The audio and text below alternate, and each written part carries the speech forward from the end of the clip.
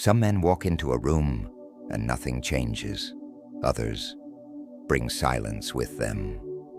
This video is about that second type. You felt it before, maybe once, maybe often. That shift in energy when a man walks in who needs nothing from anyone, who isn't performing, who doesn't chase approval, who's just there, fully, calmly, unshakably. And whether you respected him, envied him, or wanted to compete with him, one thing's certain, you noticed him. Because his attitude didn't beg for attention, it demanded it. That's what this video is about. 8 attitudes that leave no one indifferent. These aren't personality tricks or charisma hacks. These are the attitudes that emerge when a man builds himself from the inside out. When he walks through the fire of self-doubt, confusion, heartbreak, failure, silence, isolation, and keeps walking. This is what's forged in that kind of man. Each one of these attitudes will either attract or repel people. And that's the point. They cut through the noise. They filter the weak.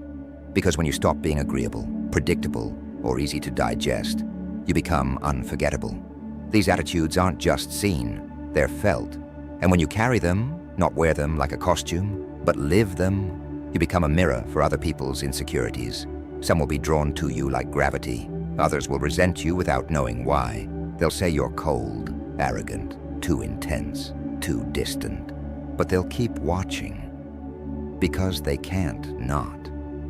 The truth is, most people are addicted to comfort, to surface-level validation, to be liked, even if it costs them their edge, their authenticity, their soul.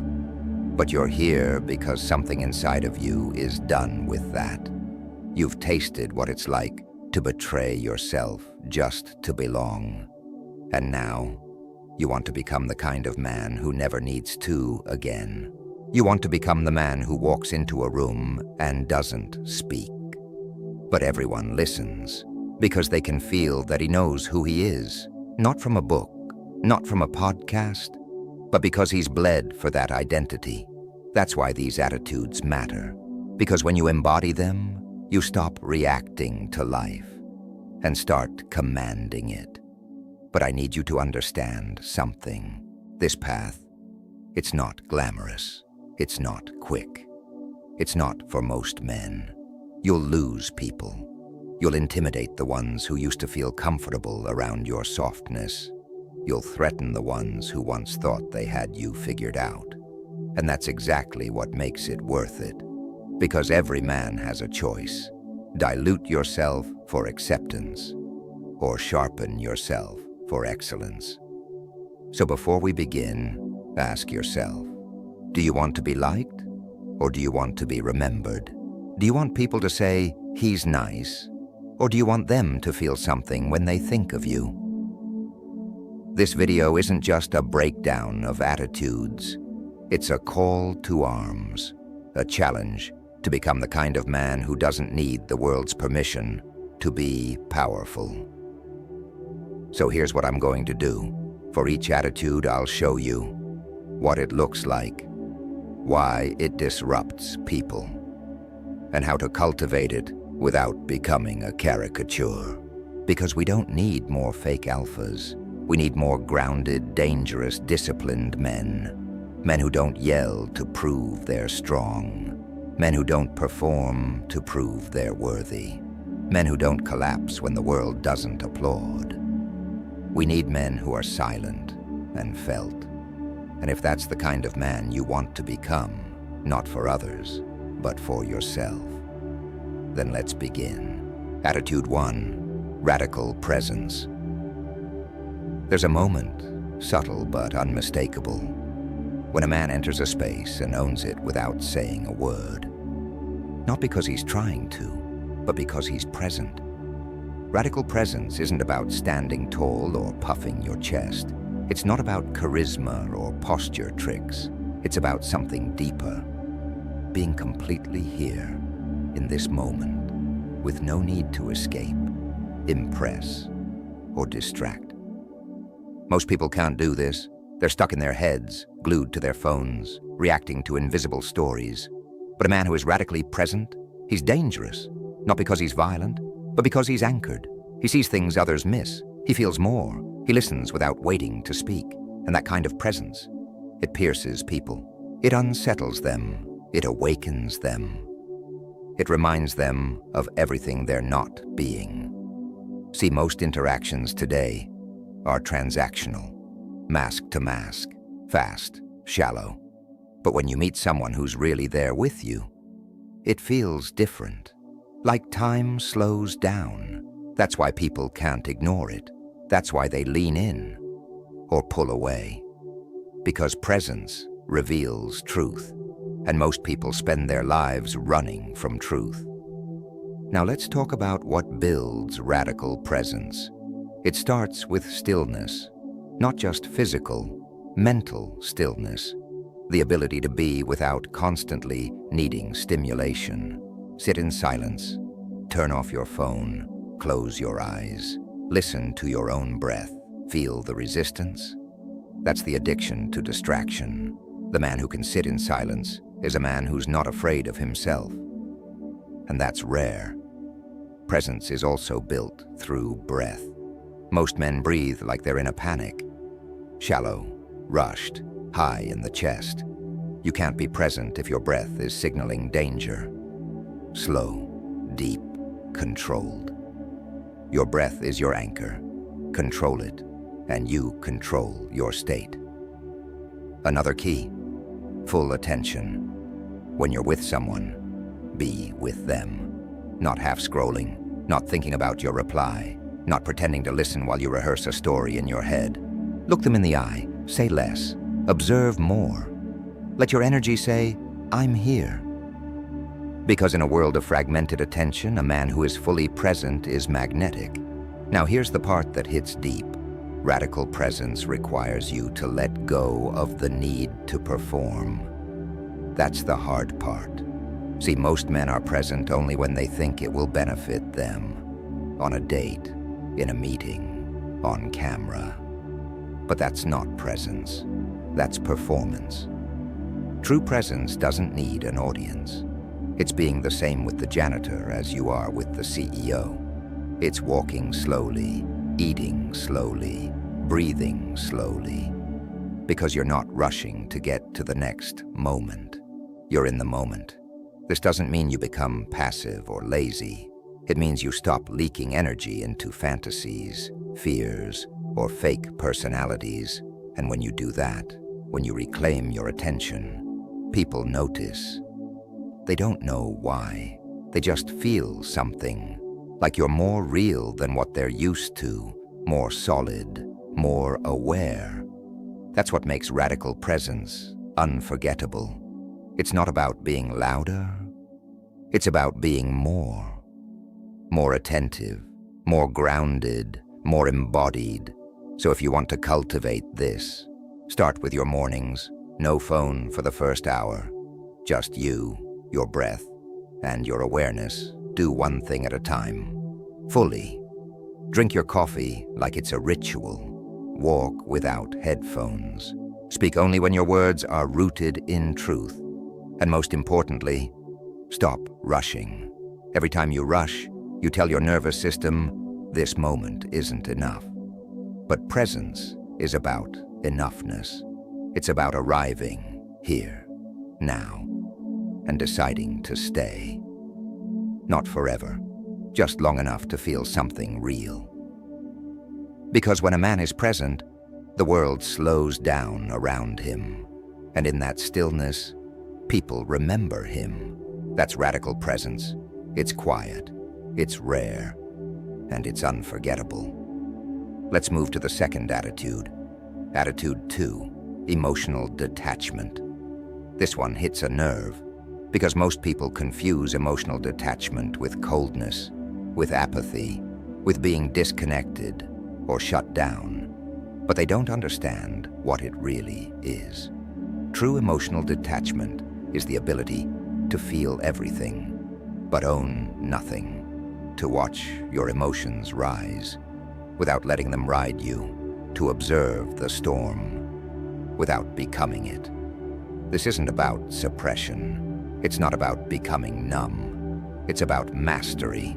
It's the man who can feel anger, but doesn't lash out, who can feel fear, but doesn't shrink, who can feel desire, but doesn't chase. He sees his emotions. He uses them, but he is not used by them. And that right there is terrifying to most people. Because if you can't be emotionally manipulated, you become dangerous. Not because you hurt people, but because you can't be controlled. Let's get real for a second. Most men were never taught how to hold their emotions. They were either told to be strong, which meant suppress everything, or to open up, which meant overshare, cry in public, and call it healing. Neither one is masculine detachment, because true detachment isn't about avoiding pain. It's about honoring it while staying rooted in who you are. It's the difference between "I'm angry, so I yell," versus "I'm angry, so I breathe deeper, I observe the trigger, and I choose my next move with precision." That's power. And it's not just attractive, it's magnetic. Because in a world of emotional volatility, a man who can hold his center becomes the calm in the chaos. People come to him for guidance. Women lean in, not because he panders, but because they feel safe in his presence. Men respect him, not because he's loud, but because he's grounded. But let's take it deeper. Emotional detachment is also about letting go of emotional attachments to outcomes. You do the work, but you release the need for recognition. You speak your truth, but you don't beg to be understood. You love fully, but you don't cling when it's time to walk away. That level of clarity makes people uncomfortable, because most people attach their identity to feelings. They think, if I feel fear, I am afraid. If I feel doubt, I am weak. But you're not your emotions. You're the witness of them. Emotions are weather patterns. They pass. But the grounded man, he's the mountain beneath the storm. This doesn't mean you become robotic. In fact, the more detached you are, the deeper your emotions run, because you're not afraid of them. You're not resisting them. You're simply not enslaved by them. And that, right there, is what makes you unforgettable. Because people can throw chaos at you, and you stay still. They can insult you, and you stay clear. They can leave you, and you stay whole. That's detachment, and it's not something you fake. It's something you build through discipline, through solitude, through observation. Start small. Next time you feel triggered, don't react. Pause. Ask, what am I feeling? Why? What's real here and what's a story? And most importantly, who do I want to be in this moment? That question alone will change your life. Because detachment isn't about being cold. It's about being conscious. It's about staying loyal to your values, even when your emotions scream otherwise. It's about protecting your energy, not from others, but from your own untrained impulses. That's where freedom lives. Let's keep building. Attitude 3, non-validation seeking. This one makes people uncomfortable, because we're all conditioned to seek approval. From the moment you're born, you're taught to earn a smile, to impress, to be liked. It starts with parents, then teachers, then peers, then women, then strangers on the internet. But the man who no longer seeks validation, he's a different breed. He walks into a room, and he's not looking around to see who approves. He already approves of himself, and that's what makes people either deeply attracted or deeply unsettled. See, validation seeking is subtle. It's not always obvious. It's in the tone you use to sound agreeable. It's in the way you change your opinion so you don't offend. It's in the jokes you make just to be liked. It's in the silence you keep because you're afraid to challenge someone. But here's the brutal truth. Every time you chase validation, you betray yourself. You become a version of you, watered down, curated, polished, designed to be accepted. And the price for that acceptance? Your power. Because you can't be powerful and approval hungry at the same time. Power demands authenticity, and authenticity is risky. It means some people won't like you. Some will talk, some will leave. But those who stay, they stay because of who you are, not because of who you pretend to be. That's freedom. And it's why the non-validation-seeking man is so rare. He says what he believes, not to provoke, but because it's his truth. He doesn't apologize for his presence, his tone, his boundaries. He doesn't post online hoping for likes. He posts what matters, whether it gets applause or not. Because his worth isn't up for public vote. Let's go deeper. Validation seeking is rooted in fear, the fear of being abandoned, judged, unseen. But when you confront that fear, when you stare it in the face and let it burn, something shifts. You start to realize not everyone needs to like you. Not everyone should like you. And the ones who demand you be something you're not, they were never your people to begin with. Here's a mindset that changed my life. You don't need to be understood to be powerful. The moment you internalize that, you stop explaining yourself. You stop trying to convince. You stop performing for love. You just are. And that stillness, that self-possession, that's what people remember. But how do you build this? First, you have to be brutally honest. Where are you still performing? Who are you trying to impress? What parts of you do you hide? Where do you abandon your truth to avoid rejection? Then, and this is key, practice micro-rebellions. Say no when you'd usually say yes just to please. Share your real opinion, even if it goes against the group. Stop laughing at jokes that don't land with your values. Wear what reflects you, not what's trendy. These sound small, but they reclaim pieces of your identity. Every time you choose truth over comfort, you rewire yourself. And the more you do it, the less validation you need, because you're validating yourself with every action. You're telling your nervous system, we're safe being real. We don't need to perform to survive. That's powerful. Let's push this further. When a man no longer seeks validation, he also no longer fears rejection. He knows rejection doesn't mean unworthiness. It means misalignment. He doesn't chase women who don't respect him. He doesn't force connections. He doesn't argue to be right. He lets people walk and stays rooted because he understands this truth. The man who stands alone in integrity is stronger than the man surrounded by approval built on compromise. You'll lose people on this path, but you'll gain yourself. And in time, you'll attract the kind of people who don't need you to shrink. People who challenge you, respect you, see you. Not the mask, you. That's the reward of walking this path. That's the cost of true self-respect. Let's move to the next one. Attitude 4. Unapologetic standards. Most men today are starving, not for food, not for attention, but for standards. They live on autopilot, saying yes to what doesn't serve them, tolerating weak circles, swallowing disrespect in the name of peace. But the man who raises his standards and refuses to lower them becomes a force. And when he does it unapologetically, he becomes unforgettable. Unapologetic standards don't just shape your life, they define your value.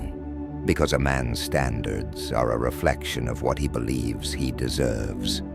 And here's the uncomfortable truth. You don't rise to the level of your dreams. You fall to the level of your standards. You can talk about ambition all day. You can visualize your ideal life.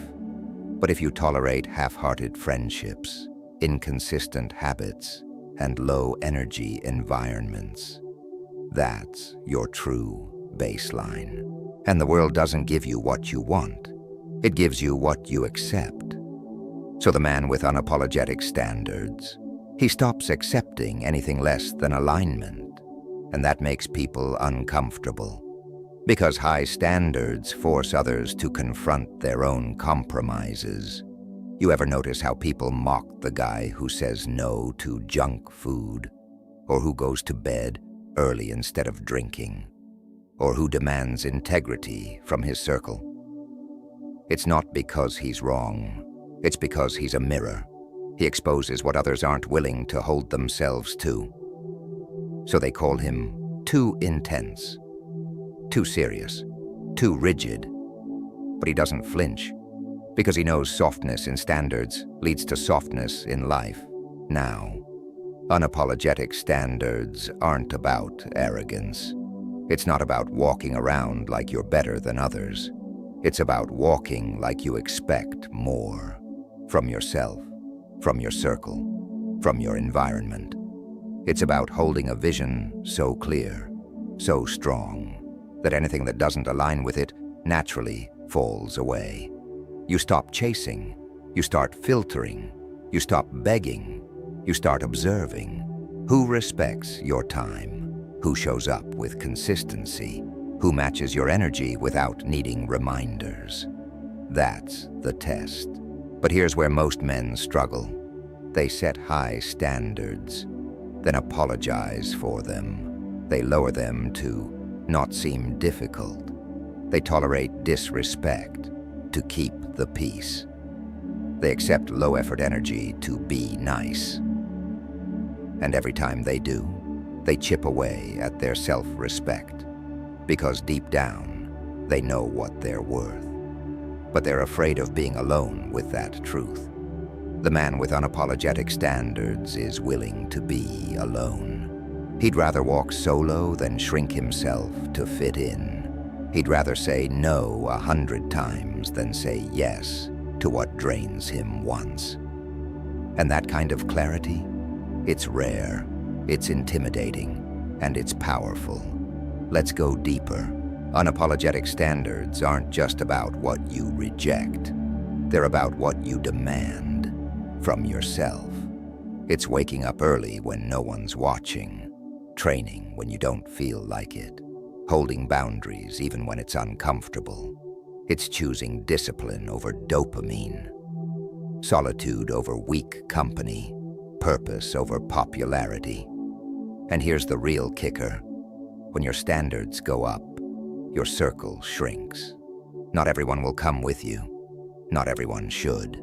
Because when you raise the bar, you force others to either rise or get filtered out. And that's not cruelty, that's clarity. Would you rather keep a full table with half-hearted men, or a small tribe of warriors who hold you to your highest? That's the choice unapologetic standards demand. And once you commit, something strange happens. Your energy shifts. You stop attracting noise. You start magnetizing alignment. People sense your clarity. They feel your filter. They respect your non-negotiables, because standards are attractive. Boundaries are magnetic. Self-respect is contagious. And when a man lives this way, grounded, unwavering, unapologetic, he becomes rare. He becomes the man others talk about when he leaves the room. Let's go even deeper. Attitude 5. Sacred solitude. Most men fear solitude, not because they hate being alone, but because they don't like who they are when the noise stops. They've spent years attaching their identity to attention, relationships, status, productivity. So when it's just them, they feel hollow. But the man who chooses solitude, not as an escape, but as a discipline, becomes something different. He becomes dangerous because he's not running from anything. He's not looking for distraction. He's not afraid of the silence. He's at home in it. That's sacred solitude. It's not loneliness. It's not isolation. It's not self-pity. It's deliberate. It's a conscious withdrawal from the external to return to the internal. It's a sharpening of the soul in the absence of noise. And in a world that's constantly shouting, constantly connected, constantly distracted, that's rare. Think about it. When was the last time you spent an entire day with no phone, no input, no stimulation, just you? Most men haven't done that in years because they're afraid of what will rise, the regrets, the anger, the grief, the truth. But here's the paradox. Until you sit with what's inside, you'll never command what's outside. Power isn't built in crowds. It's built in caves. The warrior, the monk, the king, they all knew this. Solitude is where the man meets his reflection, not the one in the mirror, but the one in the soul. And if you don't like what you see, good, because now you have work to do. Let's go deeper. Sacred solitude is where clarity is born. Clarity of vision, clarity of values, clarity of voice. You stop trying to figure things out by asking everyone for advice, and you start listening to your own inner knowing. You stop outsourcing your decisions and start developing discernment. That kind of solitude makes you sovereign. It's also where you reconnect with your mission. In the noise of life, your purpose can get diluted. You get caught up in trends, in content, in comparison. But in silence, you remember why you started. You strip away the fluff and return to essence. That's when your path sharpens. That's when your fire reignites. And that fire, when stoked in solitude, burns differently. It doesn't flicker with opinion. It doesn't fade with rejection. It doesn't beg for permission. It just burns, pure, clean, powerful. Now let's get tactical. Sacred solitude isn't just about sitting in a cave. It's a practice. Here are a few ways to cultivate it. 1. Digital fasts. Go 24 hours with no screens, no phone, no input, just nature, breath, movement, writing. 2. Solitude walks. No music, no phone, just walk and observe. Let your mind wander, let answers arise. 3. Solo retreats. Book a weekend, go somewhere quiet, disconnect, reflect, plan, feel. 4. Evening silence. No content after 8 p.m. Just tea, breath, and journaling. Let your nervous system settle. These sound simple, but they rewire your system, because when you stop filling every moment with noise, you start hearing something else, your truth. And once you hear it, you can't unhear it. That's what sacred solitude gives you. And that's what most men avoid. Because once you know who you are, once you truly meet yourself, you can't keep living the same. You'll outgrow people, outgrow habits, outgrow excuses. And that transition, it hurts. But it's holy. And it's the price of transformation. So if you want to become the man who leaves a mark, not through noise, but through presence, start here. Start with stillness. Start with solitude. Let the silence sharpen you. Because when you walk back into the world, whole, clear, quiet, people feel it. They don't know what changed, but they know they're not in the presence of a distracted boy. They're in the presence of a man who's made peace with himself. That's sacred solitude. Let's keep going. Attitude 6, strategic silence. If sacred solitude is about being alone, strategic silence is about how you operate with others. And it's one of the most underestimated powers a man can cultivate. In a world addicted to noise, the man who speaks less says more. The man who pauses before he responds commands attention. The man who can sit in a room, calm, observing, unmoved, becomes the most watched person there. That's strategic silence. It's not about being quiet for the sake of mystery. It's about being intentional with your energy. Because not everything needs your reaction, not everything deserves your voice, not every situation requires your opinion, and once you realize that, your power triples. Here's what most men get wrong. They think being heard is the same as being respected. So they talk more, they explain more, they prove more. But the man of strategic silence doesn't chase understanding. He embodies it. He lets his presence do the speaking. When he talks, it's precise. When he listens, it's total. When he observes, it's sharp. That creates an energetic weight people feel, but can't quite explain. Now let's go deeper. Strategic silence isn't passive. It's not avoidance. It's a tool. Used properly, it becomes your greatest weapon in conversation, in leadership, in conflict, in negotiation. Why? Because it creates space. And in that space, people reveal themselves. Talk long enough, and people tell on themselves. Talk less, and they fill in the silence, exposing their intentions. That's why powerful men don't rush to fill gaps. They know silence makes people uncomfortable, and that discomfort reveals truth. In relationships, strategic silence gives you clarity.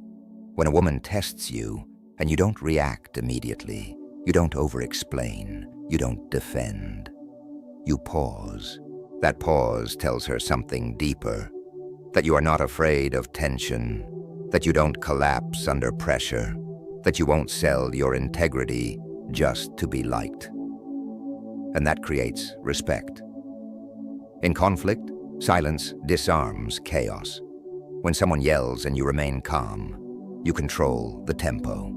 They expect you to match their heat. You respond with ice. And that contrast, it rattles, because nothing is more unsettling to the emotionally volatile than a man who can't be pulled into their storm.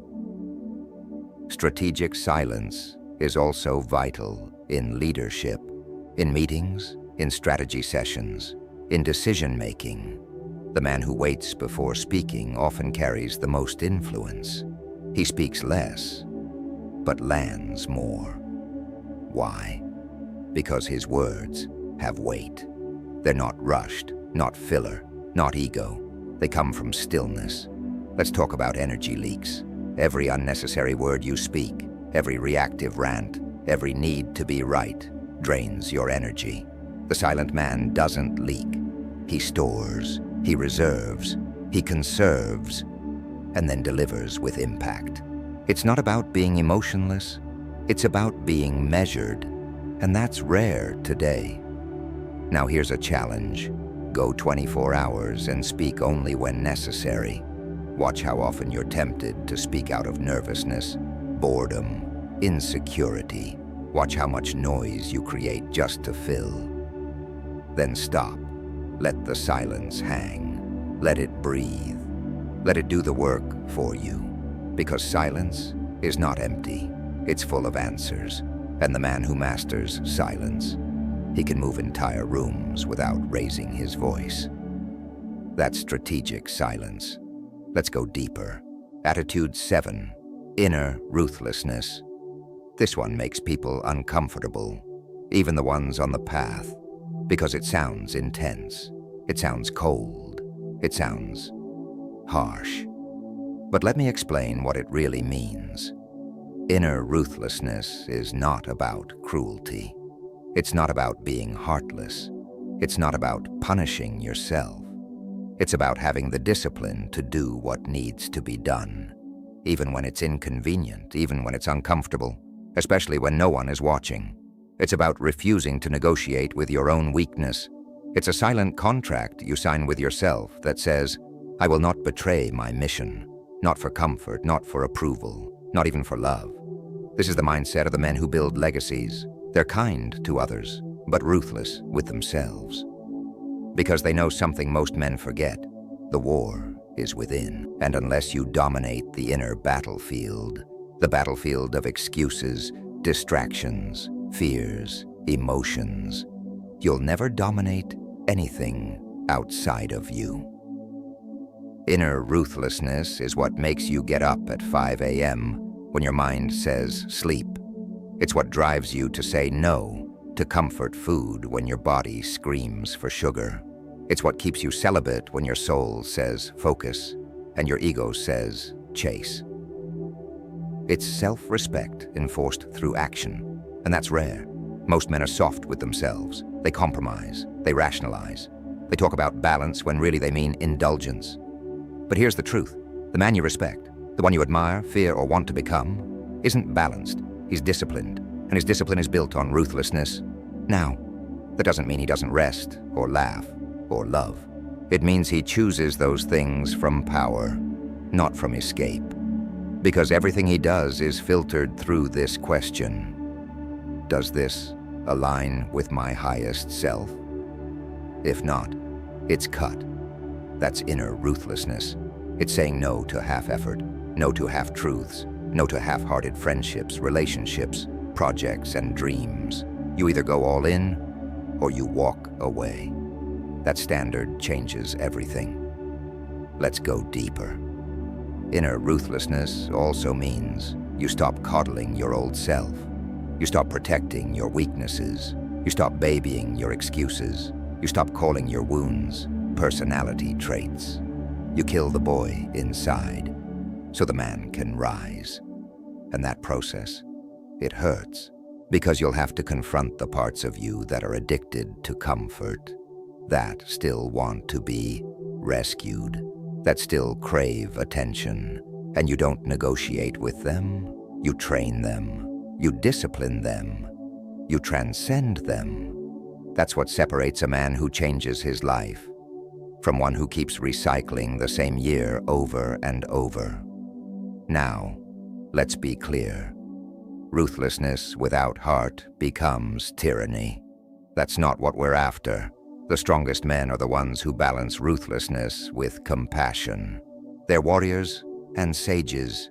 They train hard and love hard. They demand excellence and forgive quickly.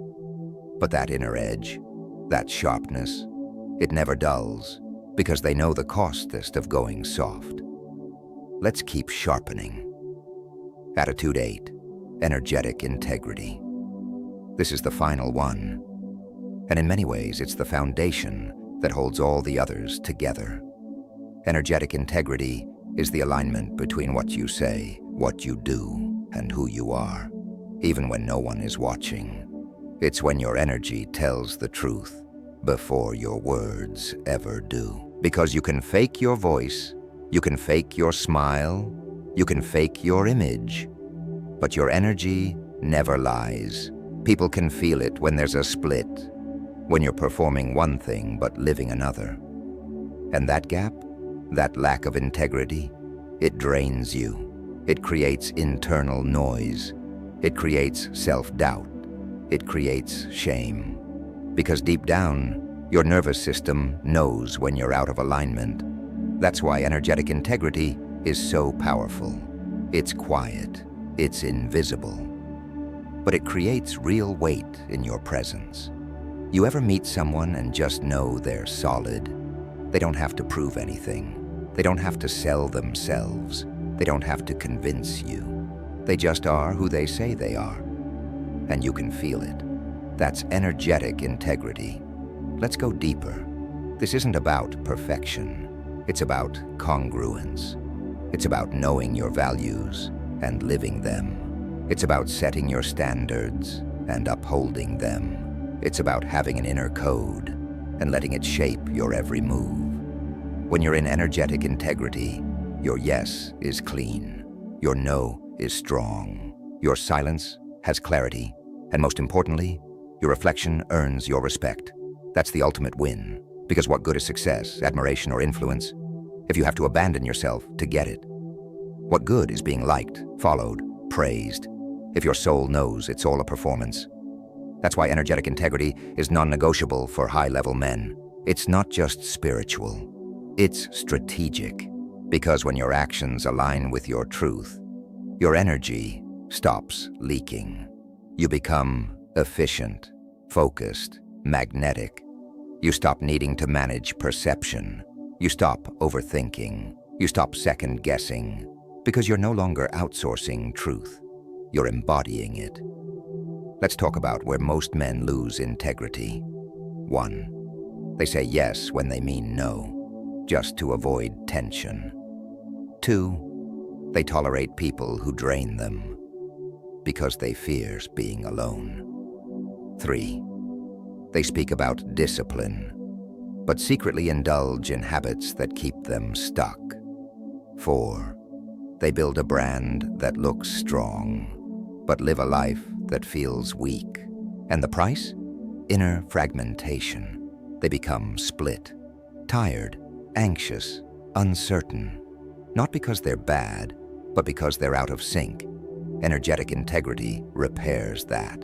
It reunifies your system. It makes you whole. And wholeness, that's what makes your presence felt.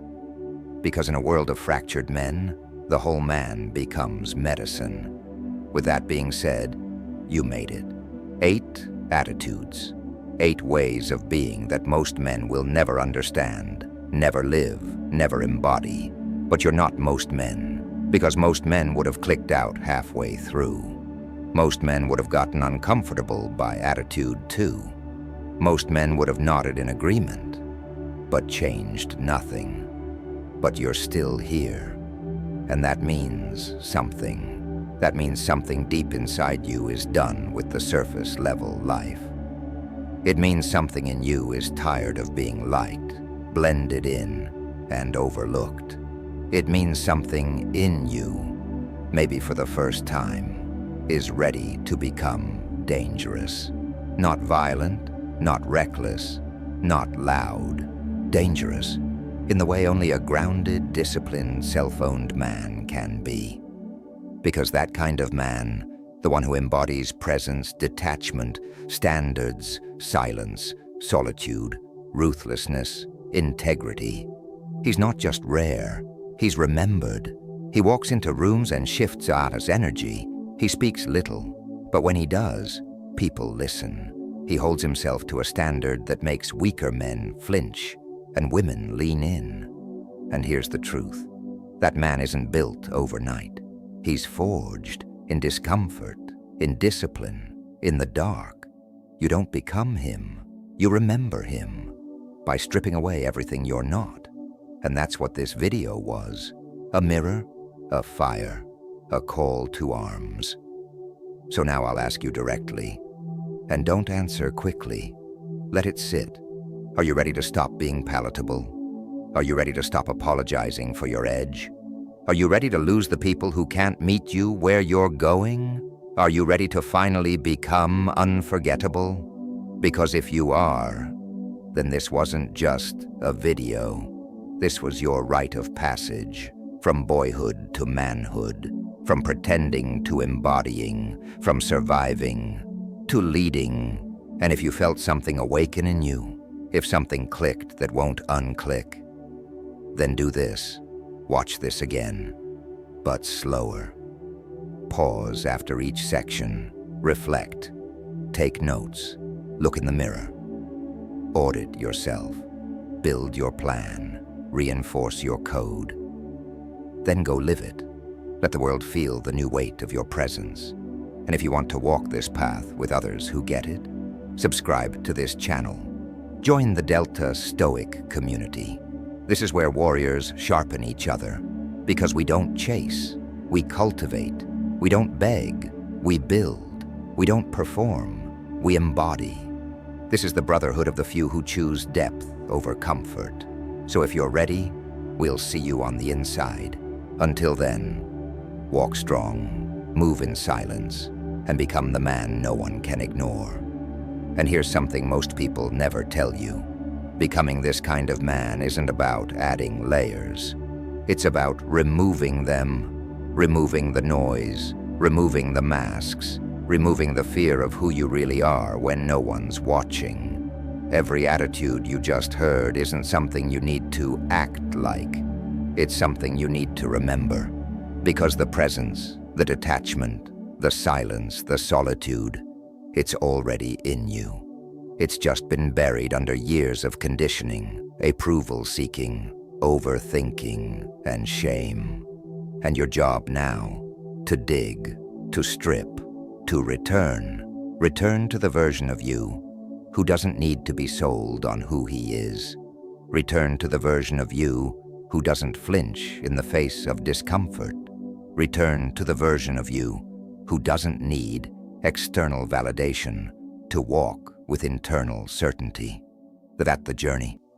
And yes, it's long, it's lonely, it's hard. But the reward? You get to look in the mirror and respect what you see.